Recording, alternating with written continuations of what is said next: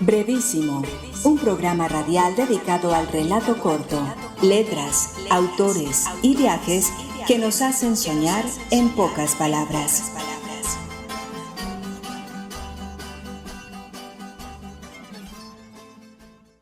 Hola, bienvenidos a una nueva emisión de Brevísimo, un programa dedicado a las formas breves de la literatura. Yo soy Mauricio Montoya y le doy la bienvenida a mis compañeros de mesa. Hoy, en nuestra modalidad temática, hablaremos sobre un tema bastante curioso: las brevedades filosóficas. Alegorías, máximas, anécdotas, aforismos y un poema muy peculiar nos acompañarán en esta emisión. No seguiremos estrictamente un orden cronológico y tampoco referiremos asuntos de carácter mítico, no porque creamos que en estos no hay ya elementos primigenios de la filosofía, sino por puro capricho. Es por eso que me gustaría comenzar haciendo mención del famoso relato de la caverna, ese del filósofo griego Platón, el cual encontramos en uno de los diálogos del libro séptimo de la República, y del que podríamos decir es una clara alegoría, gracias a la cual Platón buscaba dar a conocer algunas de sus doctrinas, como la del mundo de las ideas, la transmigración de las almas o la búsqueda de la verdad. Entiéndase aquí la alegoría como un relato en el que las cosas tienen un significado simbólico. Escuchemos una breve recreación de esta alegoría. Unos presos han sido confinados a una caverna desde su nacimiento, de espaldas a la entrada, sin poder girar la cabeza ni ver el mundo exterior y con un fuego detrás. Ocasionalmente, gente y otras cosas pasan por delante de la entrada de la cueva, proyectando sombras en la pared que ven los cautivos. Los prisioneros nombran y clasifican estas ilusiones creyendo que perciben entidades reales. De repente, un preso es liberado y llevado fuera por primera vez. La luz hiere sus ojos y encuentra el nuevo entorno desorientador. Cuando le dicen que las cosas alrededor son reales, mientras que las sombras eran meros reflejos, no puede creerlo. Las sombras le parecían mucho más claras, pero poco a poco sus ojos se adaptaban hasta poder mirar los reflejos en el agua, los objetos directamente y finalmente el sol, cuya luz es la fuente última de todo lo que ha visto. El prisionero vuelve a la cueva para compartir su descubrimiento, pero ya no se acostumbra a la oscuridad y tiene dificultad para ver las sombras en la pared. Los otros prisioneros creen que el viaje lo ha hecho estúpido y ciego y se resisten violentamente a cualquier intento de ser liberados. Platón presenta este pasaje como una analogía de lo que se siente siendo un filósofo tratando de educar al público.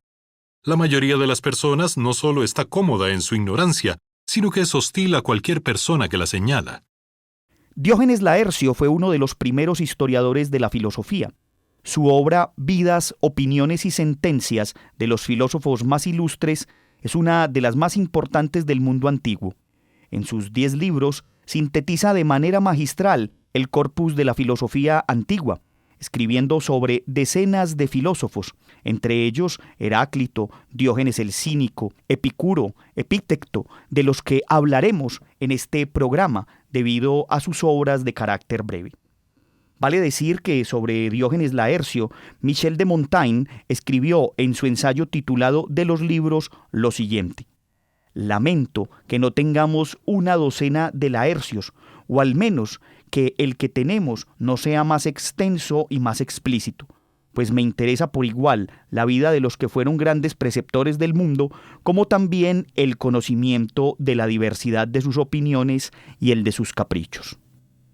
Hablemos pues en primer lugar sobre Heráclito, y para ello he invitado al filósofo y profesor Andrés Escobar, a quien me gustaría iniciar preguntándole por qué Heráclito era conocido en el mundo antiguo bajo el apodo de El Oscuro.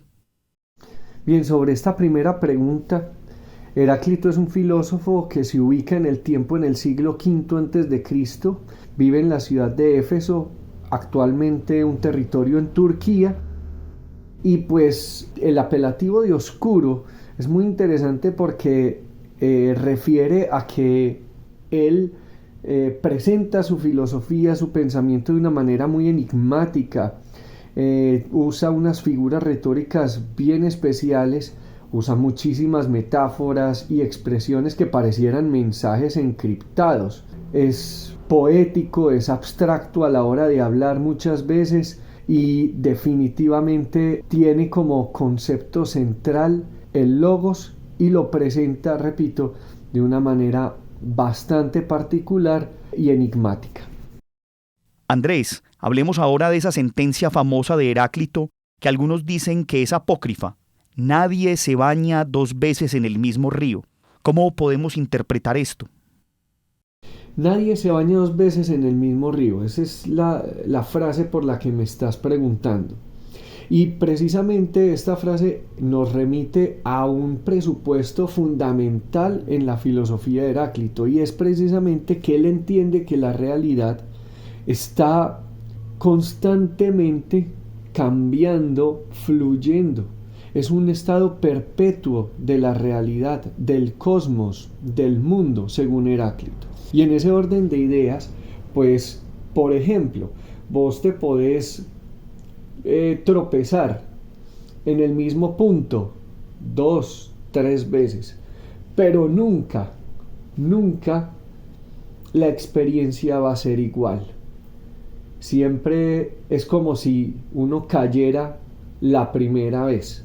Eso es interesante porque nos quiere decir que pueden permanecer ciertas circunstancias dentro de las situaciones, pero cada vez que a mí me pasa algo, me pasa diferente, lo vivo diferente, lo experimento diferente. La experiencia no es lo que nos pasa, sino lo que hacemos con lo que nos pasa, diría Aldous Huxley. Entonces, en ese mismo orden es que va orientada esta frase: nadie se baña 2 veces en el mismo río. Profe, cuéntenos ahora sobre la obra más famosa de Heráclito, esa que es conocida bajo el nombre de Fragmentos. Bien, me preguntas por el libro de Fragmentos. Es un texto maravilloso, mágico, bello y evidentemente enigmático, porque ese es el estilo de escritura, ese es el estilo de filosofar de Heráclito. En este texto, pues, haciendo como una suerte de síntesis, vamos a encontrar precisamente una alusión a que él piensa en temas como precisamente el cambio constante, la naturaleza de la realidad y la relación entre los opuestos. Entiende que el mundo, que el cosmos fluye y está en conflicto y tensión esencialmente. Precisamente también a la luz de eso, pues Heráclito invita de cierta manera a sus lectores a mirar el mundo de manera diferente, con una perspectiva dinámica, entender el mundo como un mundo que está en constante evolución. Por esa razón, hay un fragmento muy precioso que rápidamente quiero comentar. El fragmento dice: preciso es saber que la guerra es común, la justicia contenida, y que todo acontece por la contienda y la necesidad. Heráclito está señalando entonces que la guerra es un fenómeno universal e inevitable, que la guerra no es una cosa que es excepcional en la naturaleza. Por el contrario, la tensión, la lucha es común. Lo segundo que señala es que, aludiendo a la justicia contenida, es que no es algo estático o absoluto, sino que está en constante conflicto. La justicia puede ser de alguna manera percibida aquí de manera diferente por diferentes personas y grupos. Y esas diferencias en la interpretación y aplicación entonces del concepto pueden llevar también a la lucha y al conflicto. Y todo acontece por la contienda y la necesidad, pues evidentemente Heráclito argumenta que todo el cambio en el mundo ocurre precisamente debido a la interacción entre la contienda, en la interacción entre las necesidades como fuerzas inevitables o los procesos naturales inevitables. Es decir, la dinámica entre las fuerzas opuestas y las necesidades ineludibles es lo que impulsa de alguna manera en el mundo, en el cosmos, el cambio y todos los eventos del universo. Usted está escuchando Brevísimo, un programa para gente de pocas palabras. Se cuenta de Diógenes el Cínico que una vez, habiendo sido capturado como esclavo y llevado a ser vendido, le preguntaron que qué sabía hacer, y éste respondió: «Yo sé mandar». De inmediato le dijo también al pregonero: «Diles además que si alguno quiere comprarse un amo, aquí estoy yo». Para hablar sobre Diógenes el Cínico, he invitado también al filósofo John Mario Tobón, al que me gustaría preguntarle inicialmente ¿por qué esos apelativos de perros o cínicos que se le daba a estos filósofos? Muchos de los filósofos de la antigüedad son reconocidos por el lugar en el que enseñaban. Antístenes, quien es el padre fundador de los cínicos, enseñaba al frente de un templo que se llamaba el Cinosargo, el cual traduce el perro blanco. Hay otras dos teorías, una que vincula al Cinosargo con el Cancerbero, el reconocido ser mitológico de las tres cabezas. Y por último está la teoría que tiene que ver con la estrella Sirio, que aparece el 27 de julio y que pertenece a la constelación del Can Mayor. Se dice que esta época es reconocida por oleadas de calor y que, según los historiadores antiguos, los perros eran muy proclives a atacar a las personas. Por último, hay que recordar que la palabra perro para la cultura antigua griega es un insulto, pues el perro es el animal impúdico, irrespetuoso y desvergonzado. Ello consta en la misma literatura antigua. El aidos y la dikaiosine, que se traducen como respeto y sentido de lo justo, son elementos constitutivos de la polis.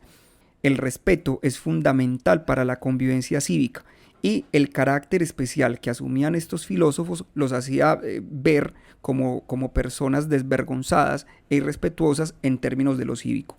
Profesor John Mario, hablemos de los principios filosóficos de Diógenes el Cínico y de algún par de sus sentencias. A los cínicos los vamos a encontrar retratados en la obra de Diógenes Laercio, titulada Vida de los más ilustres filósofos griegos.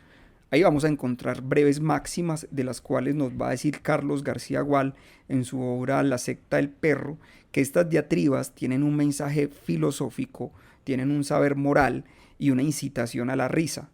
De ahí que tengamos que advertir un peligro, y es que este elemento humorístico puede quizás desdibujar el mensaje filosófico.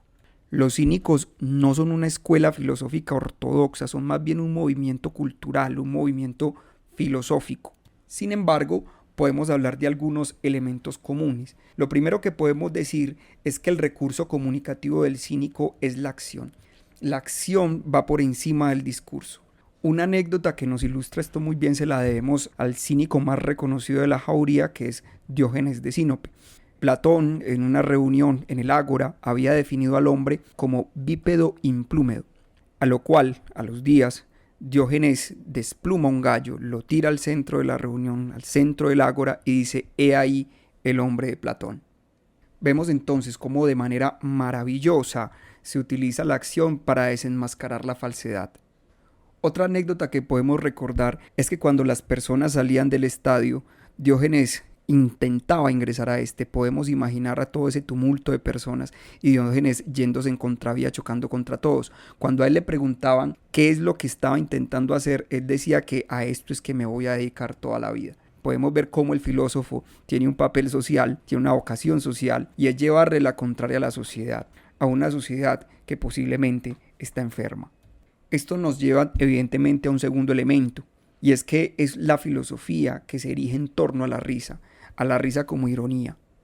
Podemos recordar aquella anécdota donde a plena luz del día y con una lámpara pasa por las calles diciendo: busco un hombre, recordándonos evidentemente que hombre es una construcción, que hombre es un proyecto que nos lleva a nuestro último elemento, que es la autarquía, tradicionalmente conocida como autosuficiencia. Al respecto tenemos la ya conocida imagen donde le está diciendo a Alejandro: no me tapes el sol. ¿Qué haríamos nosotros cuando la persona más rica del planeta nos dice: pídeme lo que quieras? Con esto queda en evidencia que el filósofo cínico es insobornable. Hay un control absoluto del deseo de tener. Una anécdota poco conocida era que Diógenes en invierno abrazaba los postes y en épocas de calor se tiraba a la arena. todo es un ejercicio de control del cuerpo. Al cuerpo le digo, solo yo decido cuándo refugiarme, o del frío o del calor. Por último, quiero decir que los cínicos de la antigüedad cargan con un honor que se puede evidenciar en las obras de Diógenes Laercio, y es que la única mujer retratada en esta obra es cínica, y estamos hablando de Hiparquia. Esto último lo menciono para que quede en evidencia el carácter revolucionario de los cínicos y de cómo su mensaje sigue siendo tan vigente para la sociedad de hoy. Una anécdota también algo apócrifa cuenta que Alejandro Magno admiraba a Diógenes el Cínico y que una vez que estuvo frente a él, mientras que Diógenes estaba tomando el sol, Alejandro le dijo: «Pídeme lo que quieras», a lo que Diógenes respondió: «Quítate, que me estás tapando el sol». Hay que decir que esta historia curiosa fue recreada en un poema escrito por el español Ramón de Campoamor. Las dos grandezas de Ramón de Campoamor. Uno altivo, otro sin ley, así dos hablando están. Yo soy Alejandro el rey, y yo Diógenes el can. Vengo a hacerte más honrada tu vida de caracol. ¿Qué quieres de mí? ¿Yo? Nada, que no me quites el sol. Mi poder es asombroso, pero a mí nada me asombra. Yo puedo hacerte dichoso, lo sé, no haciéndome sombra. Tendrás riqueza sin tasa, un palacio y un dosel. ¿Y para qué quiero casa más grande que este tonel?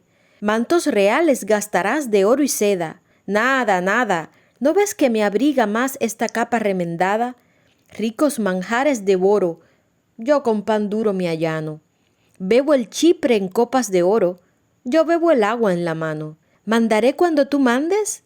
Vanidad de cosas vanas. ¿Y a unas miserias tan grandes las llamáis dichas humanas?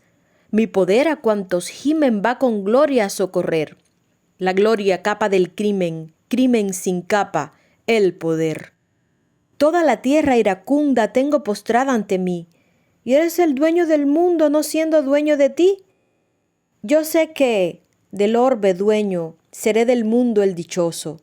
Yo sé que tu último sueño será tu primer reposo. Yo impongo a mi arbitrio leyes, tanto de injusto blasonas, llevo vencidos 100 reyes, buen bandido de coronas. Vivir podré aborrecido, mas no moriré olvidado. Viviré desconocido, mas nunca moriré odiado. Adiós, pues romper no puedo de tu cinismo el crisol. Adiós, cuán dichoso quedo, pues no me quitas el sol. Y al partir, con mutuo agravio uno altivo, otro implacable. Miserable, dice el sabio, y el rey dice: miserable. Usted está escuchando Brevísimo. Lo bueno, si breve, 2 veces bueno. Máximas capitales. 1. El ser dichoso e inmortal ni tiene preocupaciones él mismo ni las causa a otro, de modo que no está sujeto ni a enfado ni a agradecimiento, pues tales sentimientos residen todos ellos en un ser débil. 2. La muerte no tiene nada que ver con nosotros, pues el ser, una vez disuelto, es insensible, y la condición insensible no tiene nada que ver con nosotros. 3. El límite máximo de la intensidad del gozo es la supresión de todo dolor, y en donde haya gozo no hay, durante el tiempo que esté, dolor ni sufrimiento, ni ambas cosas a la vez. 4. El dolor no se prolonga indefinidamente en la carne, sino que el dolor extremo dura poquísimo tiempo, y el que solo consigue superar el gozo que embarga a la carne no acompaña a éste durante muchos días. Y las enfermedades de larga duración tienen una mayor dosis de gozo que del mismo dolor. 5. No hay una vida gozosa sin una sensata, bella y justa, ni tampoco una sensata, bella y justa sin una gozosa. Todo aquel a quien no le asiste este último estado no vive sensata, bella y justamente, y todo aquel a quien no le asiste lo anterior, ese no puede vivir gozosamente. 6.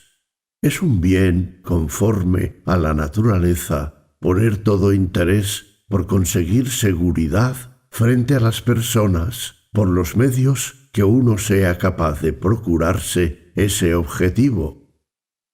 Escuchábamos una variedad de aforismos escritos por el filósofo Epicuro de Samos en una obra titulada Máximas Capitales. En estos aforismos se pueden rastrear los principios del pensamiento de la escuela helénica epicúrea, la cual ha sido leída por muchos hasta la actualidad como una corriente hedonista y desaforada. Nada más desacertado que eso, pues la defensa del placer no tenía para Epicuro y sus discípulos una relación directa con el exceso, ya que este último, en vez de causar satisfacción, podía generar en muchas ocasiones angustia y dolor. Como dato curioso de este texto, los estudiosos han dicho que esas primeras 4 máximas que escuchamos fueron llamadas por los epicúreos el tetrafármaco, pues según estos era un remedio en 4 partes para curar y tranquilizar el alma. Sentencias vaticanas. 4. Todo dolor es fácil de despreciar, pues el que causa una molestia intensa es de corta duración, y el que dura mucho en el cuerpo causa una molestia muy suave. 7. Es fácil pasar desapercibido cuando se comete una injusticia, e imposible de conseguir seguridad de pasar desapercibido. 9. La necesidad es un mal, pero no hay ninguna necesidad de vivir sometido a la necesidad. 10. Metrodoro recuerda que aun siendo mortal por naturaleza y aun habiéndote correspondido una vida de duración limitada, te elevaste por tus indagaciones de lo que es la naturaleza a la inmensidad y eternidad, y llegaste a ver la realidad actual, la realidad futura y la realidad pasada. 11. En la mayoría de las personas, la inactividad se embota y el ejercicio se inflama. 14. Nacemos una sola vez y 2 no nos es dado nacer, y es preciso que la eternidad no nos acompañe ya. Pero tú, que no eres dueño del día de mañana, retrasas tu felicidad, y mientras tanto, la vida se va perdiendo lentamente por ese retraso, y todos y cada uno de nosotros, aunque por nuestras ocupaciones no tengamos tiempo para ello, morimos. 15. Apreciamos nuestros comportamientos exactamente igual que cualquier cosa de nuestra exclusiva propiedad, lo mismo si son buenos y somos por ello la envidia de la gente como si no. Pues bien, otro tanto interesa hacer con los del prójimo si éste es razonable. Ahora escuchábamos una serie de sentencias, conocidas también en la antigüedad como libros de exhortaciones, que eran reconocidos en su momento como un género literario utilizado como invitación para ejercitarse en la vida filosófica. De Epicteto se dice que vivió parte de su vida como esclavo en Roma, y luego, años más tarde, escribió un manual de discursos, o como le denominan algunos, manual de conversaciones informales. En estos textos pueden encontrarse plasmados los principios filosóficos del estoicismo, otra de las escuelas fundamentales durante la época helenística. Escuchemos a continuación 3 de estos discursos breves que fueron recopilados por Arriano, uno de los discípulos de este filósofo griego. El primer discurso sobre el ultrajar, el segundo sobre el morir y el tercero sobre el filosofar. 20. Ultrajar. Recuerda que el que injuria o golpea no te ultraja sino el juicio que haces sobre ellos, de que te están ultrajando. Cuando te irrite alguien, ten la certeza de que quien te ha irritado ha sido tu opinión. Por tanto, procura sobre todo no dejarte llevar por el prejuicio, pues una vez que logres tiempo y demora, más fácilmente tendrás dominio de ti mismo. 21. Morir.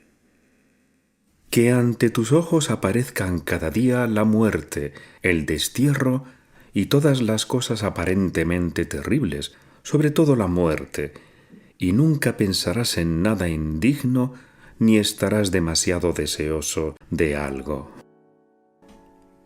22. Filosofar. Si deseas filosofar, prepárate desde este preciso momento a ser objeto de burla, a que muchos se mofen de ti, a que digan: de pronto se nos ha vuelto filósofo, y ¿de dónde le viene ese gesto de orgullo? No tengas orgullo. Atente a las cosas que te parezcan mejores, con la convicción de que has sido colocado en este lugar por la divinidad. Recuerda que, si perseveras, los que antes se burlaban de ti, luego te admirarán, pero si quedas por debajo de ellos, recibirás doble burla. Con esto entonces terminamos nuestro programa del día de hoy. Agradezco a quienes me acompañaron en la mesa. Un agradecimiento especial a los filósofos Andrés Escobar y John Mario Tobón, quienes nos acompañaron en esta emisión con sus conocimientos. Agradecemos también a la Universidad Nacional por este espacio que nos brinda, a Jorge Benjumea en el máster, y a ustedes los esperamos para una nueva emisión de Brevísimo, en la que continuaremos explorando las brevedades filosóficas. Hasta pronto. Brevísimo, un programa radial dedicado al relato corto, letras, autores y viajes que nos hacen soñar en pocas palabras.